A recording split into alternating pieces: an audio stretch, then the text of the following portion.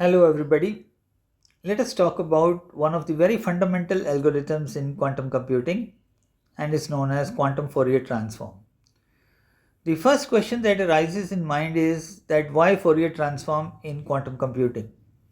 See, in many problems, the useful structure is encoded as phases. Now, what that useful structure can be, it can be the periodicity, the eigenphases of unitaries, cyclic symmetries. So these important characteristics will be encoded or hidden in the phases. Now, when we perform the measurements in the computational basis, so what happens is these measurements cannot see these hidden phases directly because the measurements they only see the probabilities. But when we apply the QFT is an algorithm that will perform the basis change that converts phases into locations. And these locations are basically computational basis peaks. After we apply the quantum Fourier transform, a measurement will then extract what was encoded as relative phase. So basically what will happen in quantum Fourier transform, we move from ket x. So ket x is a representation of the computational basis to a new set of states which we call as the Fourier basis states. So ket x is the set of combinations representing the computational basis. So as you see, this computational basis set has no phase structure, just a single basis state with amplitude 1. So when we apply quantum Fourier transform, the transformation we will get is after transformation what we will get is the Fourier basis states which are represented by ket x tilde. Now QFT produces when you apply, so this ket x tilde computational basis state is produced when you apply QFT to the computational basis which is ket x. And what is ket x tilde? In that case, it will be superposition over all computational basis states rather than individual representation of these amplitudes. The Fourier basis states will be, that means ket x tilde will be superposition over all computational basis states. So it basically represents a kind of a spread, not a localized information, but with phases depending on x. Of course, the phases will depend on x.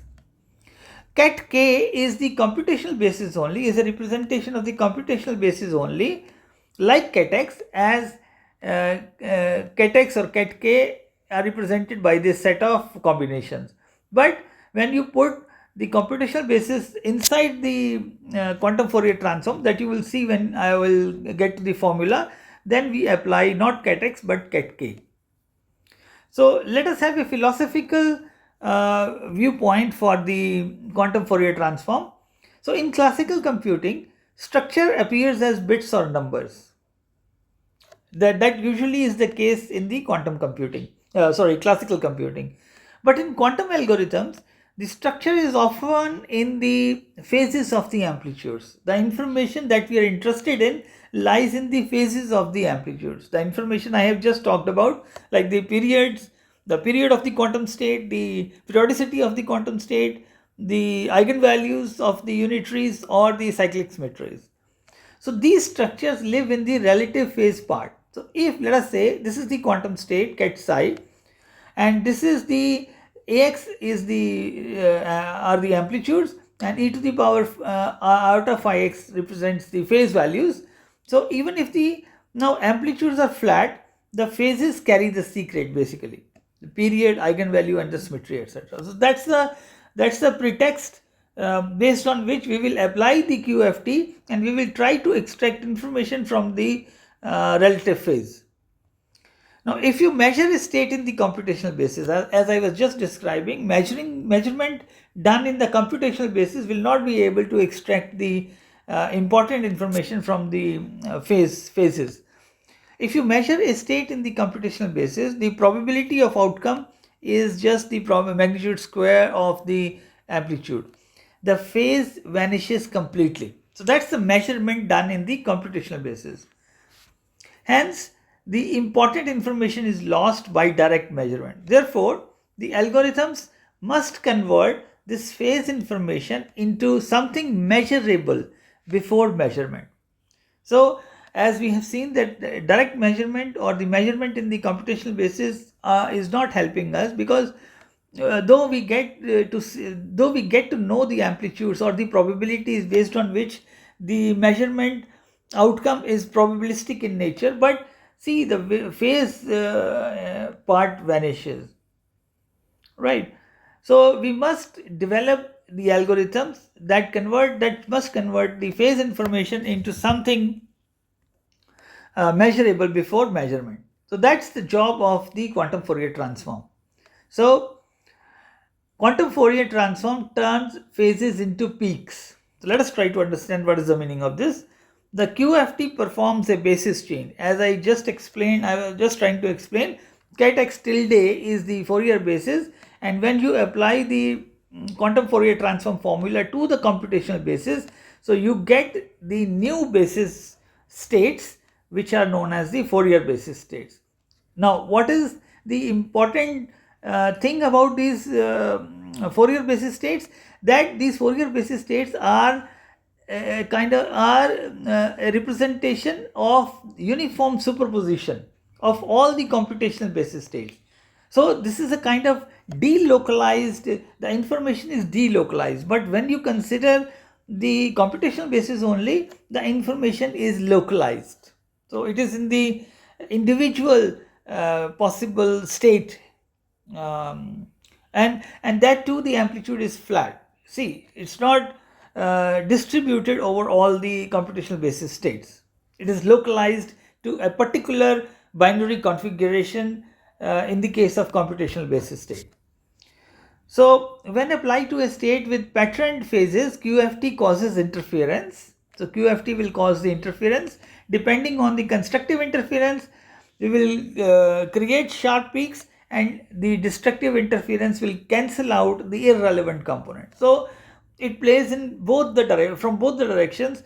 The constructive interference helps in creating the sharp peaks.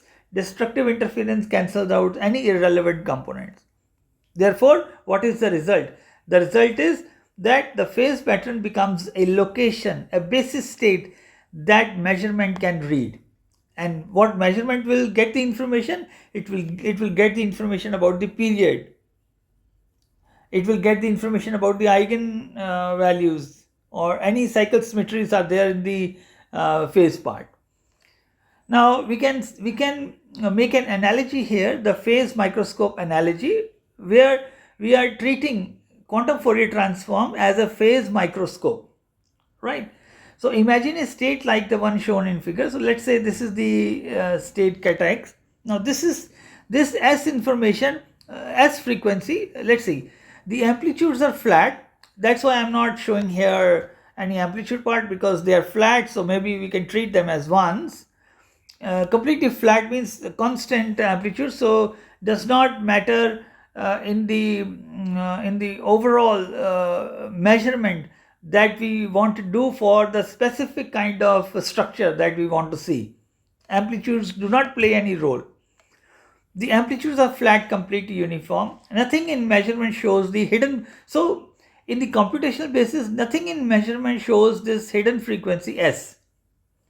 Now apply QFT, so you will directly get this S as a label, as an integer label. So the phase frequency becomes a location. A single measurement now reveals the hidden phase as an integer label.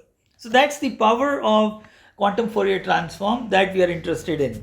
See, one of the very famous algorithms in quantum computing, which is Shor's algorithm, that works on the basis of period finding algorithm, right? And that is mostly used in modern in breaking the cryptography, modern cryptography.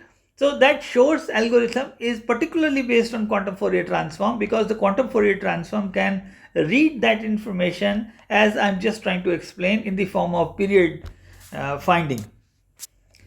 So hence, before QFT, information is invisible in phases, but after you apply QFT, it becomes visible as a spike at this hidden frequency ket s.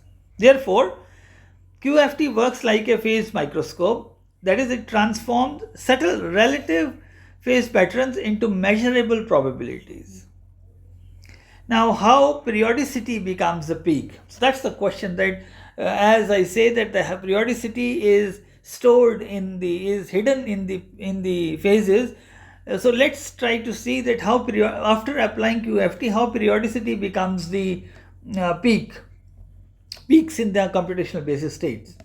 Suppose you have a function fx with period r, and you prepare, so let's say you prepare this state with function fx and the computation and the basis as cat x. So let's say you prepare this state.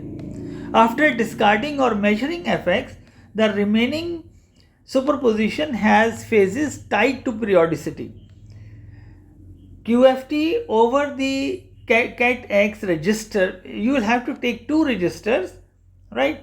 So one is for the cat x register, one is for the cat fx register.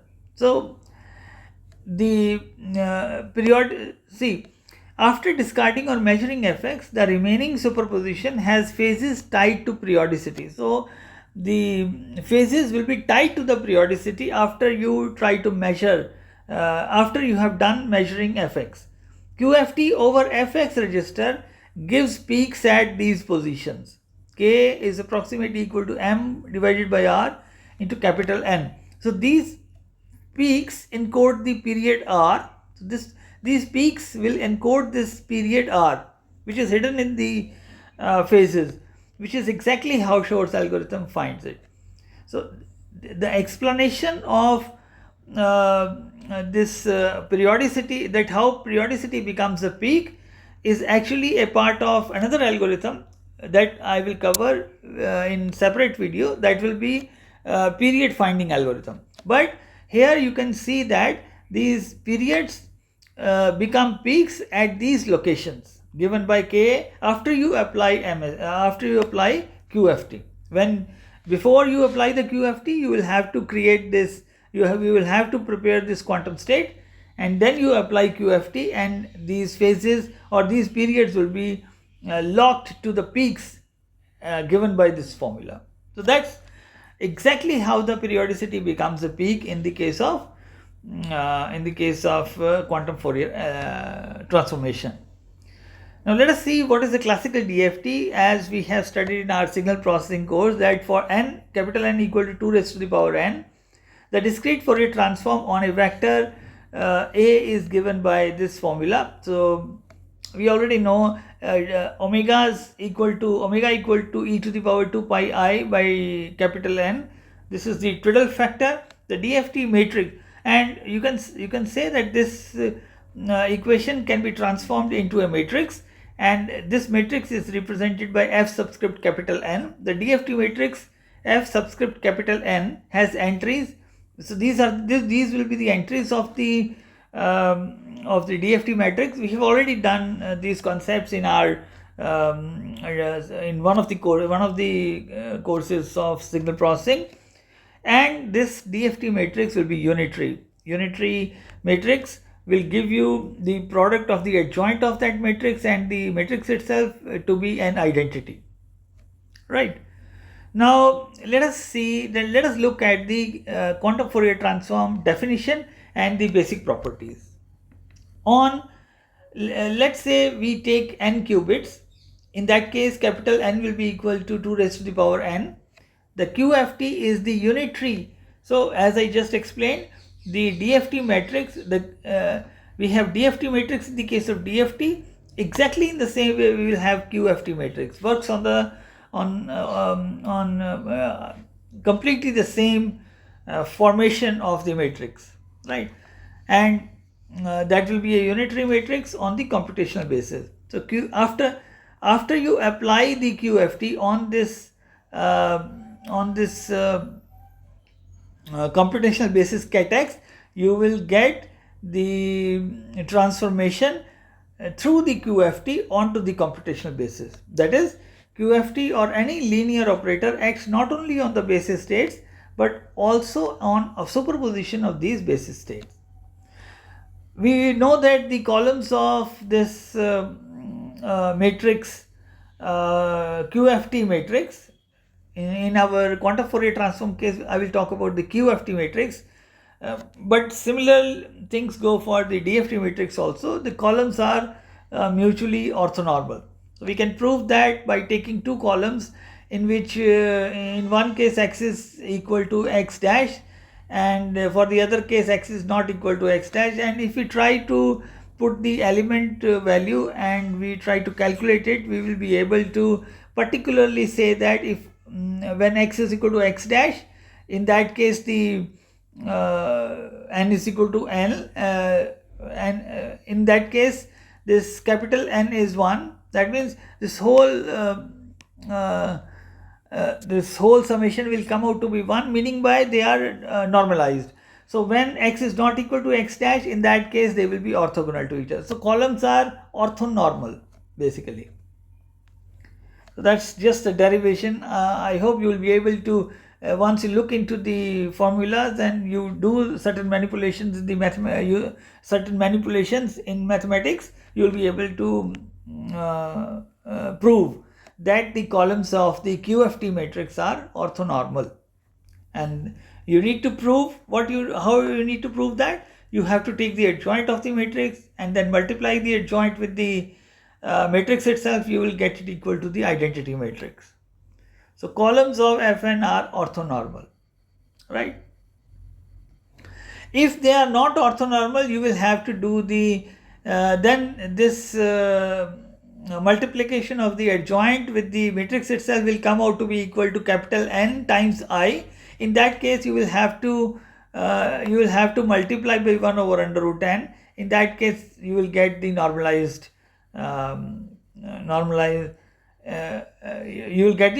results. Now let us see bitwise factorization. What do we mean by bitwise factorization is that we want to actually understand the QFT in terms of in terms of operations on individual qubits. A single qubit, because we want to form a circuit which should handle single qubits. That means we are looking for single qubit gate circuit for the QFT implementation. So for an integer n greater than or equal to 1 and let capital N equal to 2 raised to the power n for if we consider n qubits. Now computational basis will be equal to 0, 1 up to capital N minus 1. And we know that these computational bases will be in the binary form, and this is the binary expansion of x. If x is a binary number, which basically represents one of the eigenstates in the computational basis. Like for example, if we are going for small n to be 3 qubits, in that case the eigenstates will be in the computational basis, of course, 0, 0, 0, 0, 0, 1 and up to 1, 1, 1. So that is a binary representation. So basically we know that how the binary expansion will work. That will be multiplication of the individual bit value with the weight of that position, and then we will get the decimal equivalent of the binary expansion, right? And this is how we get the fractional part, 0, decimal, and this is the fractional part of the binary expansion, and this is how we can do that. That's just the plain binary expansion, only the integer part, and this is the this gives the fractional part expansion of the binary. Now QFT on capital N is equal to 2n. This is the usual formula I have already described also. We will show that this equals a product of, we will show that this formula, which is the QFT formula, equals a product of single qubit states. That's important because we want to know bitwise factorization, so that we should be able to equate this complete formula to a product of single qubit states. Let's expand the QFT sum in binary.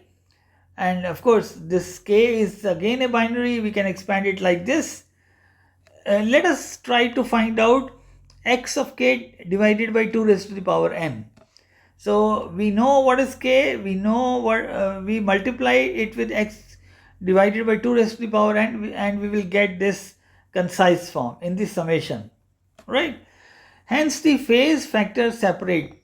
So in this case, when we do like this, the phase factors will separate out. How? Because this is our exponential part. So the exponential part, what we have done, we have taken out this xk divided by 2 raised to the power n, and we have put it in this representation. And in the exponential form, you get the same factor, xk 2 raised to the power n divided by 2 raised to the power n. And you can separate out using this expansion, and each term will be a multiplication like this, right? So in that case, because this is in the exponent, you will, so therefore you will get the product of these terms. So also the basis vector ket k factorizes by bits. So that's the factorization performed. So in that case, when from this formula, from this basic formula, when you apply this expansion, you will get the product formula becomes a product of independent sums. It will become a product of independent sums.